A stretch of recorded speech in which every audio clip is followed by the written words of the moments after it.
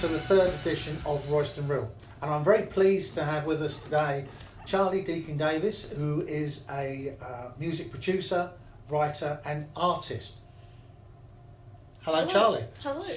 Tell us about the beginnings of your phenomenal career.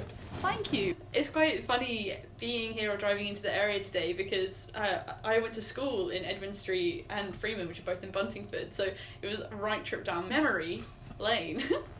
I started playing guitar when I was around like 11, and I didn't like doing other people's songs, so I naturally just was like, well, I'm going to write songs then, and like every 11-year-old does, and the songs were so good. No, they were, do you know what? They were fine for an 11-year-old.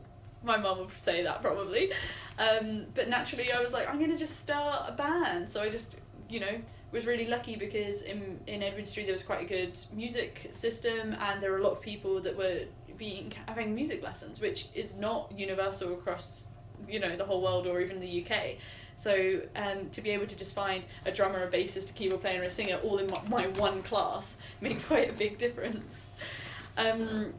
So we were gigging, we were like a grunge, funk band or something, and it was a lot of fun getting to have those opportunities. And then I moved to Freman and I left that band and started a new folk band, and we were very influenced by Mumford & Sons and Florence and the Machine. And again, really lucky because everyone was at school, everyone was at Freman, and probably get in trouble for this, but I would, in sixth form, I would just bunk off lessons and pretend that I had guitar lessons just so that we could do band practice, because everyone else had a free at the same time, but I didn't. So we'd all do this system so that we could get band practice in.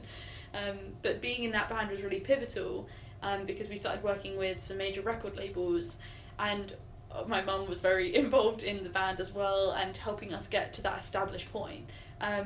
And when we started going to the various studios because of the band, that's when I was like, this is the best thing ever! And I was like, oh my god, music production is the way that you can make songwriting even better. So I was, that annoying person over the shoulder of the engineer being like, what does this button do? What does this button do? And the rest is history, really, for getting into music production. And then I ended up at 17 getting to work at a studio that I had recorded in, which was Cream Room Studios in Dane End. And that was with Martin, who is such a legend. And sadly the studios are being demolished, which is, end of an era with those studios. And then I ended up doing an artist project as well, working with lots of different musicians over the time, and then I won quite a few awards for my music production. I won the NMG award for Best Producer of the Year for 2017 and 2018, and then I also won at the Breakthrough Artist of the Year, which is a Cambridge-based awards thing. So it's really nice, and those things gave me a lot of clout in the industry, because people were like, oh, a multi-award winning producer.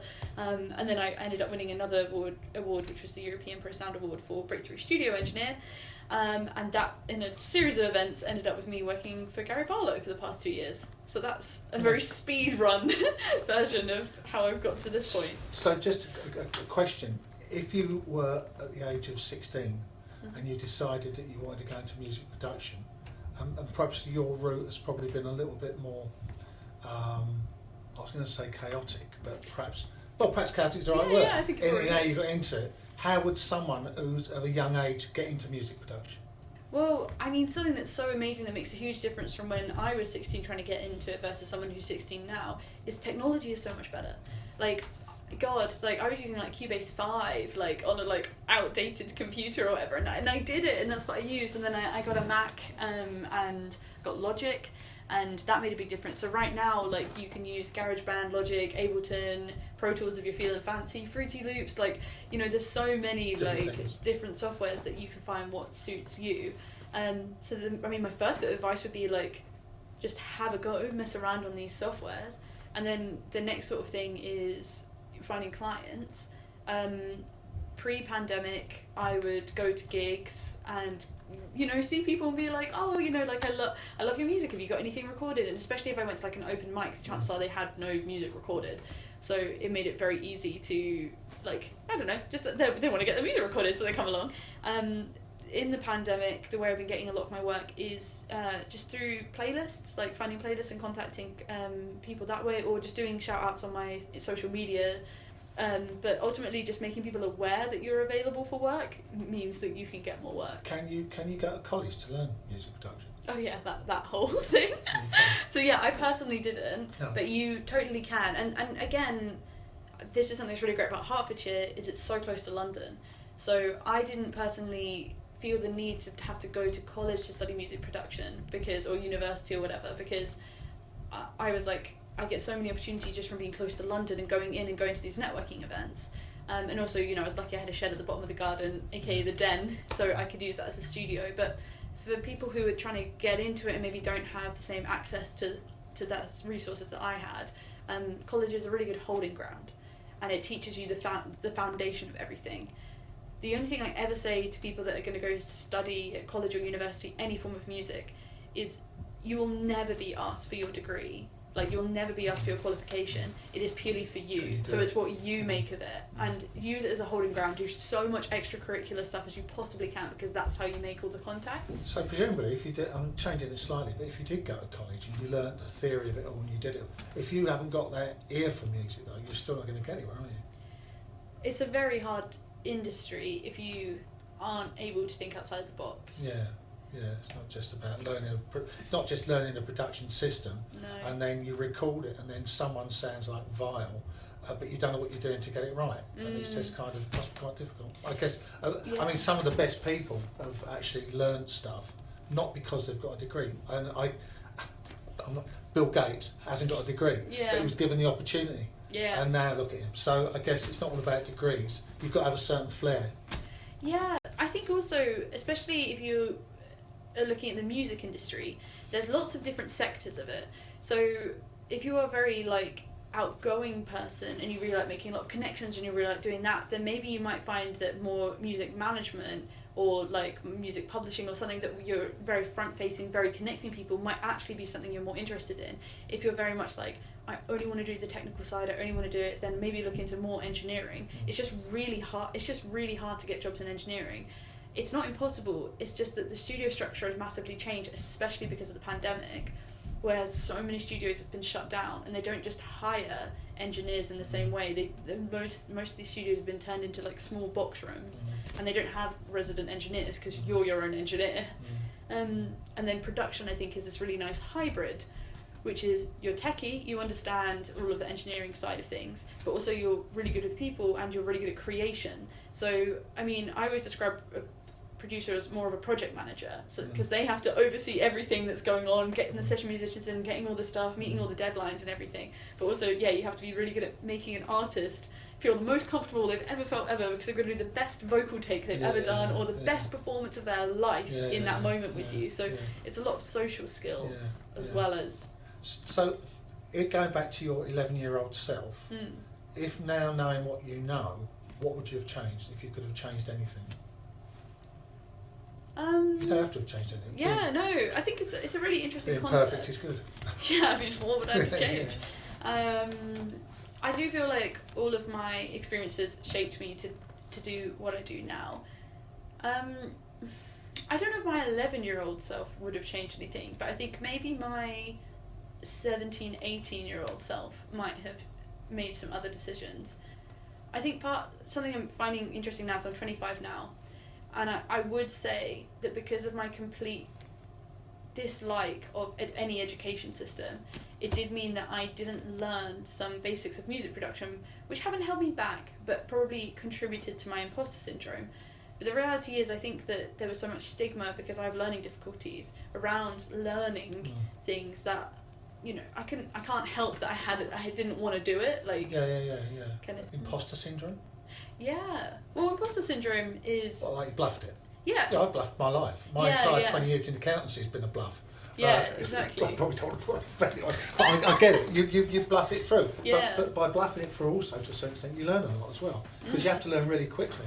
Yeah. Because you can't do anything else but learn. Yeah. So I don't think a bluffing, I think it's a bit unfair actually. It's just life. We all come across things that we can't necessarily do. Yeah. We say, well, that's all right, we can sort it out. You rush away and try and find out what to do. You're not kind of, being an imposter. It's just circumstance. You'd never know everything, do you? No, it's so true. But I guess I understand what you're saying, that if you'd had some more formal technical training, then that little gap, you wouldn't have found it to try and learn on the job. I don't necessarily was any good. I don't necessarily, and I think imposter syndrome is a bit unfair. But anyway, so tell us about the band in your own right. Obviously, Dee Dee, which is the name your band's. I've been to a few of the gigs, and they're wonderfully rousing. It's like, but obviously nothing's much happened. So what's the future of the band? Well, I'm really hyped. When I started DD, I always describe it as an antidote for everything that I was working on, because I think as a producer, you are always working on other people's projects. You're always having to give you 100% of yourself to make someone else's project. And I basically feel like I have a build-up of all the other things that I like to do with it, or ideas I couldn't use in a project. And basically DD was born out of a complete opposite of whatever I was working on, which was really fun. And I roped a bunch of my friends in to do it, and it's quite funny the way I describe the band, because originally the band was an all-female band with one non-binary person, and now basically the band is a all non-binary band with one trans person, one trans man. And I just think I think that's the pandemic summed up. Everyone's like, oh my god. Have you got any? I mean, obviously you can't plan any gigs, but you no. just don't know it's up in the air. Yeah, I mean, we were so lucky because in October we got to do a massive recording session, and because I've been writing for DD, non-stop since 2017, and I picked 5 songs, and I had got them all together, and then we went to Goldsmiths, and Max, who is the bassist in the band, was engineering and I was producing. It's we have such a good synergy, and yeah, Kaylee was on the drums, and it was just this moment of hearing these songs come to life, because it was the closest I'd ever heard them to a gig, because we'd never been able to gig them. Yeah. So what do you reckon? I mean, looking forward, what do you think? As far as lots of musicians that have been gigging who haven't been able to get out there, and I did hear a horrific story where some of these musicians that would go are now selling their guitars because they've got no money. Yeah. Is it going to come back? Yeah, it already is to a degree. Again, there's this huge divide though, which is obviously no one had a chance to gig. It didn't matter if you were rich, poor, whatever, you just couldn't gig. So all of these bigger acts are getting booked up before the smaller acts are. There's almost a pipeline. But the side effect that I'm also seeing is DIY gigs. Because of the pandemic, your gig could get cancelled the day before or something, or you could be told the day before you can do a gig. So I've just seen this so many people just being and musicians are just such opportunists, just wanting to do things and just show their art. And so yeah, I think DIY gigs and DIY venues are going to be a huge thing that is going to be coming in over the next few years. Okay, so there's hope for us all. There is, because also so many of the venues, especially in London, have closed down, and in Hertfordshire, that there's not music venues. There isn't an opportunity to play unless it's in a DIY capacity. So I feel that's going to be. And I'd also assume that the small recording studios, when you talk about the cream rooms, the small recording studios have probably suffered as well, because these guys have, I don't know, paying for it, that's the first thing. And if you're not getting any income because you haven't been gigging, it's tricky.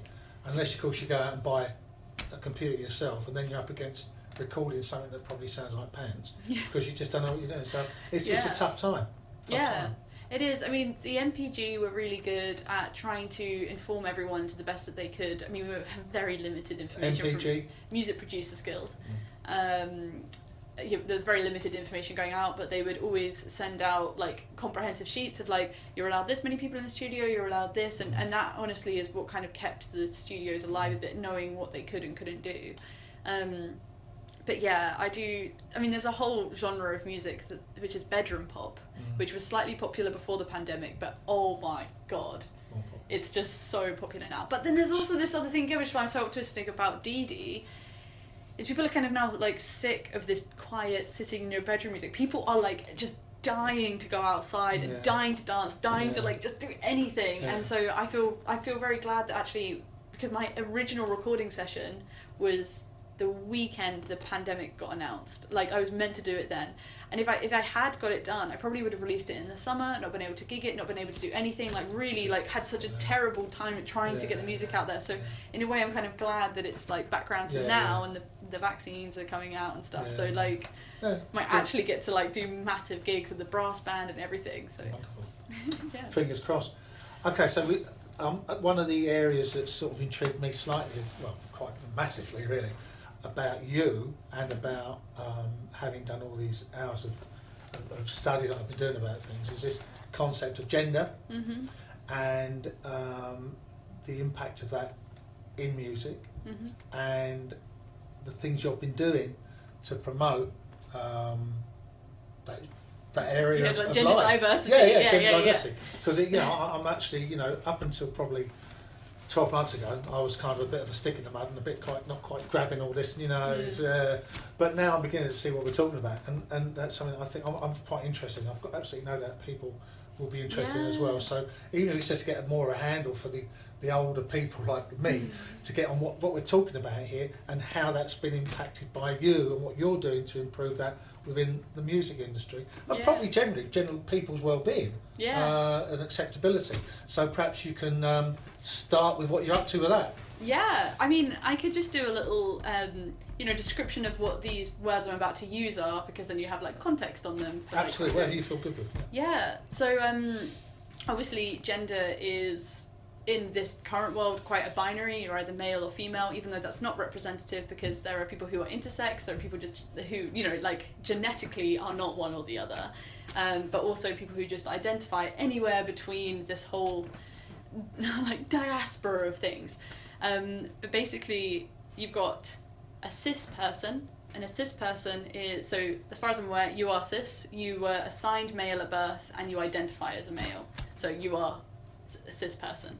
A trans person is someone who was assigned a gender at birth and then doesn't recognise with that later in their life. So if someone is a trans man, it means that they were assigned female at birth, but really they identify as a man. And then the same, you've got trans female or trans woman assigned male at birth, and then identify as a woman. Whichever way around is the correct way around for that sentence. The reason why the assigned bit is relevant is because also within like being non-binary is where you just don't identify with any gender. But there's this concept which is a delicate one, which is sorry, can I ask you a question? So you said don't assign of any gender, or do you mean don't assign of any sexuality, any whether you were born a male or you were born a woman, you just don't assign with any of that? Align with. So it's you don't. So where gender, my understanding is, gender is something that's it's a cultural thing. We're given a gender. I'm born, so I can't wear pink dresses. Although I have to say I have. But so what we're looking at is a case of because of how you're a male genetically or a female genetically, you're assumed to have a gender of a male and a gender of a female, but it might not work for you. So what we're talking about here for you, or not for you, sorry, don't mean for you particularly, but for people that are of that mind, that's probably the gender is almost irrelevant now. Because it's a case of where you're going to be in life. And that's what we're at. Okay, sorry. Sorry. Well, I think the reality is, this is my perception, this is my thing, there's no everyone has a different view. But the reality is like, if there weren't such strict gender binaries in the first place, if a man wears a suit, a man does this, man is manly, and woman is feminine, soft and everything, there wouldn't even need to be such a people disagreeing or go against the grain, because it wouldn't matter. You're a person first before you are a gender.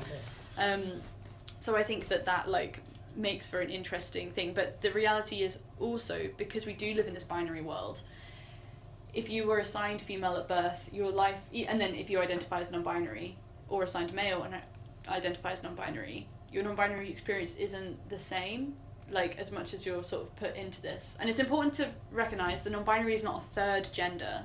It's just nothing. It's just not wanting to be put into a box. And often people that are non-binary use they them pronouns, but that's not exclusive. That just often is what the case is. Okay, so if you then talk about, we talk about which I know is a female-based thing, the 2% rising. But what I'm interested in is that if people are describing themselves as non-binary, Sam Smith, wherever it might be, what they're coming up against in ways of problems. Do you think that it's a partly, how can I say, it's almost like a self-fulfilling prophecy, that because I'm non-binary, I want to tell the world I'm non-binary, so you're immediately going to be hitting up against people that are, what are you talking about? You know, what's that? And therefore they're creating an own problem by bringing that up. If you were to not bring it up but just be who you are, is there not an acceptance or do you see what I'm saying? Is it? I think so, but I think the reality is like for some people, and I kind of I'm kind of going into this category more, like using a pronoun that I don't feel comfortable with makes me feel uncomfortable. I feel like I'm not being seen in the way that I am presenting. So if Sam Smith is like, I want to use they them pronouns, and someone keeps calling them him, he like they are just going to be like, that's really upsetting. Yeah, well, that's rude, isn't it? Yeah, exactly. So when someone is trying to be non-binary, I don't think anyone who is non-binary is trying to get in someone's face. I just think they're trying to exist. What I see though, what I see on media, and that's not a great example. Maybe, all right, I happen to read this book at the moment, Piers Morgan. Not a great example, but you know, he seems to create a. It's almost confrontational. It's them and us. I personally don't care if they can be whatever you want. I really genuinely don't care. But I guess that perhaps to a certain extent it's a media-driven thing insofar as it's seen that all these people like schools changing their, you know, we're not going to refer to you as girls anymore, we're going to refer to you as them, or there was a college, yet they kept that name within their, I think it's something girls' school. Well, the girls weren't allowed to be called girls anymore, they kept the name in the school. So it's this kind of, it's kind of not quite one thing or the other. And what sort of happening is that I think there seems to be a little bit of tension between people, whatever you want, maybe employees or whatever it is. There's this lack of understanding and a lack of acceptance. And I think it's a shame. I don't know where that all went just then, but but I think it's so relevant. I think you're speaking the narrative that a lot of people are thinking and trying to understand. The reality is, the reason there's friction is because there isn't any education. Like language has not evolved to be able to comfortably accommodate for the difference in people. That's funny. So I know it's not my interview. That's funny you say that, because I was reading a book on gender and it was saying that and I can't remember what culture it was, but they had four for gender. There was accepted. There were four types of gender. Yeah. And I can't remember what it was. It was some tribe somewhere. But the people that you'd think would be slightly backward are actually more forward than we think. And only back because they're a tribe in, I don't know, in Brazil or something, in the African.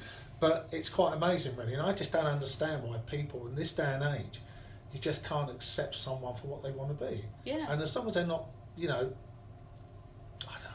being kind of aggressive about it, which I think is sometimes seen. You know, I don't care who you sleep with, I don't care what you do, I don't care what you want to call yourself. If you're doing your job, then you should have as much right as anybody else to go forward and do your job. Yeah. And if you're rubbish, then you don't get the job. I don't care what you are. It's of no consequence to me. Yeah. And I think people, certainly of a certain generation, I don't know, you must come across this more, is there a sort of an age limit to not understanding? I don't think so. I think anyone can. I think it's if you are willing to take in the information, then you can learn about it. I think... Also, I mean, another thing with like cultures, like most actually other cultures do have multiple genders, so it's not even like a thing. I think also what you were saying about the aggression thing, people are only ever aggressive if they are being hurt or not listened to. So the reality is, whenever there is someone who is in this like genderqueer category or gender diverse category, and you're seeing them be aggressive, or they're gay or whatever like that, and you're like, oh, they're aggressive, or they're black, or they're from one of these groups. The only reason they've got to the point where they're being aggressive is because the people oppressing them have got so extreme that they have had to show aggression. So Piers Morgan is a perfect example of someone that deliberately ruins and hurts other people. So, people will only act out when they are struggling. Yeah, I get that. Okay. And a lot of the time, the only people that are causing problems for anyone in these communities are cis people. it is very rare that people within the community are directly trying to hurt each other. Like it's people oppressing this group, which is what's causing the problems. Okay, I get that. That's good. So, dropping it slightly. So, from that perspective, while we're on that subject, tell us about the Abbey Road thing. Yeah. Well, I mean, the music industry is in a very interesting place for women and gender minorities. So gender minorities are just basically anyone that is not a cis man. Okay. And again, cis means assigned male, identify as male. So bam. And there's so many amazing groups, such as 2% Rising, that have gone above and beyond to try to create a community for predominantly AFAB, which stands for assigned female at birth, people, and give them opportunities in the music industry. And then as time has gone on, they've diversified and are now including, just anyone who is gender diverse, which is incredible.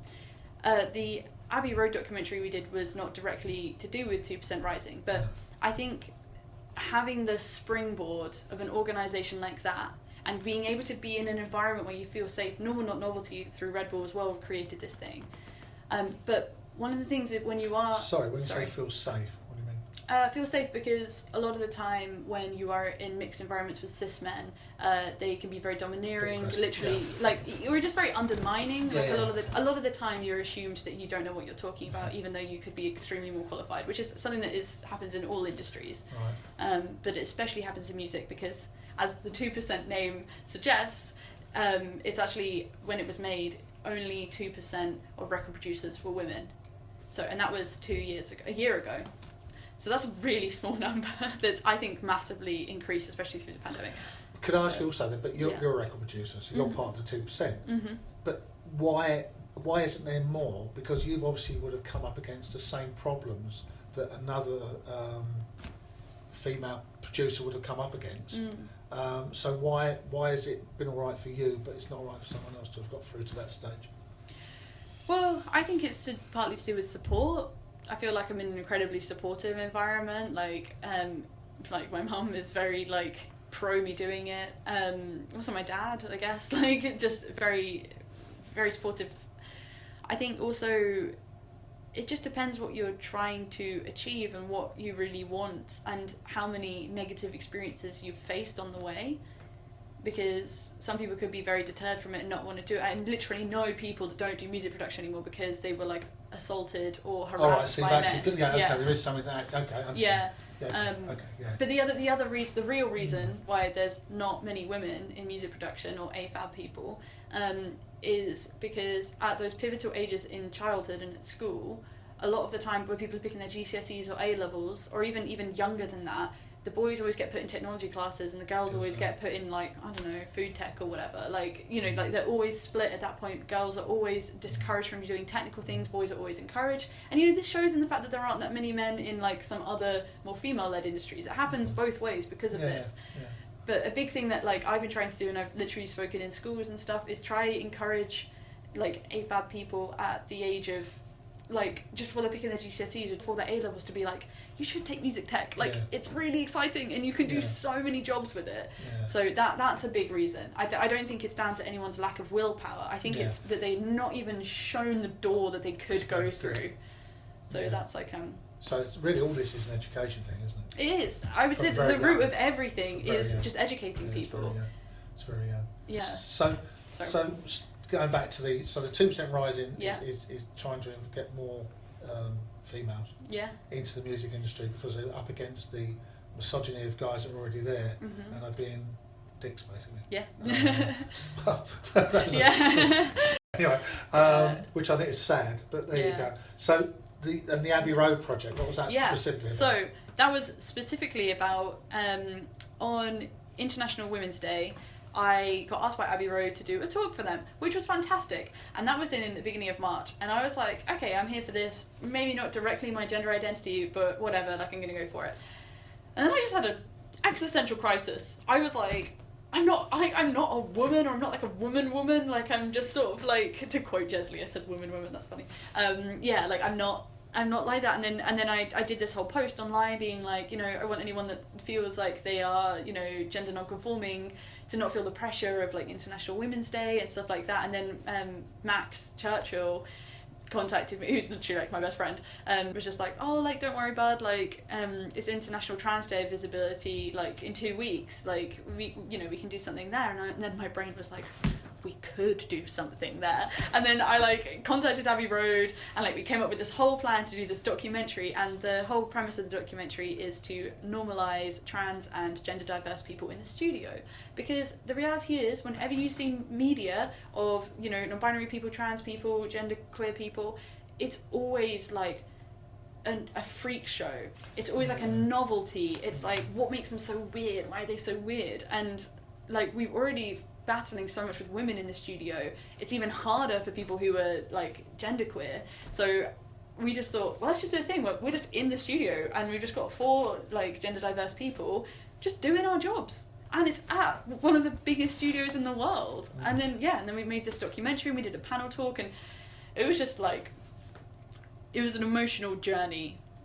I really wish that I'd booked therapy in for everyone after it, because it's not that it wasn't sad. It was actually the first time that we could all just be ourselves and not be scared of anything, or not. And like, because the reality is, you know, you're in danger by being non-conforming. It's almost a new racism, isn't it? Well, yeah, it's transphobia.